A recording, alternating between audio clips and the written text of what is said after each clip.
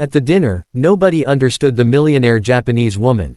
The table was set for 12 in a private room of an old London hotel, the kind with chandeliers dangling from ceilings so high you could almost hear echoes when you spoke. The guests were men and women dressed in their best, sleek suits, sparkling gowns, rehearsed smiles. The woman sat among them like a jewel no one knew how to appraise. She was beautiful in an understated way, her black silk dress draped simply, her hair pinned in a style that might have taken hours but looked effortless. She was there because everyone had heard about her, the mysterious Japanese entrepreneur who had built her fortune in technology, whose investments were reshaping industries across Asia and beyond. Yet, when she arrived, bowed politely, and took her seat, the energy of the table shifted. Everyone tried to speak to her. The man on her left, a shipping magnate, leaned in with an eager smile. "And what do you think of London?" he asked loudly, as though raising his voice might bridge the gap between them. She tilted her head, offered a courteous smile, and replied in halting English, "London, very beautiful."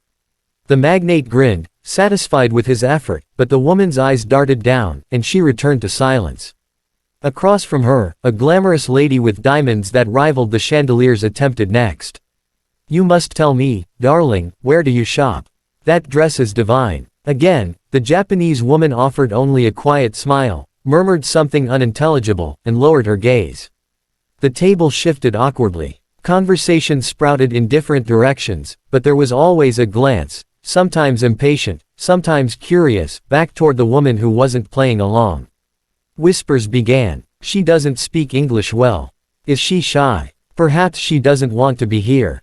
The host, a tall British investor who had orchestrated the gathering to impress, looked visibly uneasy.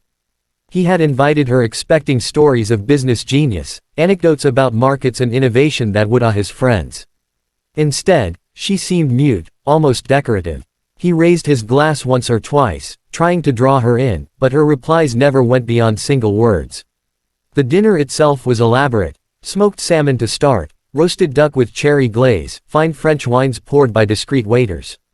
Yet, every so often, silence would creep into the private room like a draft, because the most important guest wasn't speaking, and nobody knew how to make her. Some began to think perhaps she wasn't what the rumors promised. Maybe she was a figurehead, someone who had inherited money rather than earned it. Maybe her mystique was only a veil. It was during the second course, while waiters glided around refilling glasses, that the shift occurred. The waitress serving the Japanese woman was young, maybe in her 20s, with dark hair pulled back in a neat bun. She leaned gently to place the plate before her, and the woman whispered something quickly in Japanese. At first, no one noticed. But the waitress paused, blinked, and then replied softly in the same language. The effect was instant. The woman's entire demeanor transformed. Her shoulders, until now tense and poised like armor, relaxed. Her face brightened, and her voice, suddenly fluid and melodic, filled the air. She wasn't speaking English anymore. She was speaking Japanese, fast and confident, with a rhythm that sounded like music to the ears of those who couldn't understand it. She gestured lightly with her hands, laughed softly, her eyes shining with a warmth no one had seen all evening. The waitress responded respectfully, her own Japanese less refined but enough to communicate. What astonished everyone at the table wasn't simply that the woman could talk, but how she talked. She wasn't shy or hesitant. She was animated, intelligent, eloquent. It was as if another person had emerged, one hidden behind a glass wall that only language could shatter. Would you mind translating?" the host finally asked the waitress, his voice a mix of hope and embarrassment. The waitress looked nervous but nodded. She turned to the woman, explained in Japanese what had been requested, and then listened intently as the woman spoke again, this time with greater energy. The waitress translated, hesitating at first but gaining confidence. "She says London is a city she admires very much," the waitress relayed. "She has studied its history, its rise from fire and war to become a center of the world. She says she wishes she had better English to tell you directly." The table leaned forward. The woman continued, and the waitress followed, translating sentence by sentence. "She says her company began in a small apartment with only 3 engineers. They were told their idea would fail, but they believed in it. She worked every night until dawn. When they succeeded, she reinvested every yen back into people, into ideas. She believes technology must serve humanity, not trap it. She says this is why she invests in clean energy, in education, in medicine. Eyes widened around the table. The magnate who had dismissed her as timid was now listening with open admiration.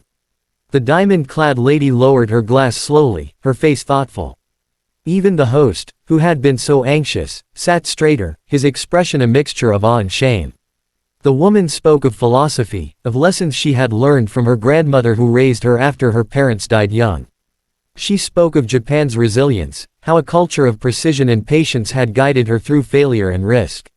Every word, filtered through the waitress, painted her not as a silent figure, but as someone vast, layered, formidable. By the time dessert arrived, delicate chocolate soufflés, the entire table was enchanted. They hung on every word, asking questions that the waitress relayed, receiving answers that were sharp, wise, and often tinged with humor. Laughter filled the room now, but it wasn't the shallow kind from earlier. It was genuine, rippling out from the woman who, only an hour before, had been seen as an enigma. When the dinner ended, the guests rose reluctantly, each of them offering bows or awkward thanks in broken Japanese. The woman responded with gracious smiles, pressing her palms together politely. But as they left, the waitress lingered, standing shyly by the doorway.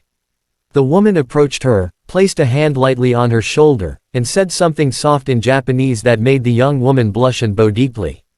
Nobody at the table ever forgot that dinner. They remembered the food, the setting, but most of all, they remembered how wrong they had been. For in the silence of a foreign tongue, they had judged her as lesser. It took only a waitress, speaking the language of her heart, to reveal that the millionaire Japanese woman had been a giant all along, one whose voice had simply been waiting to be heard.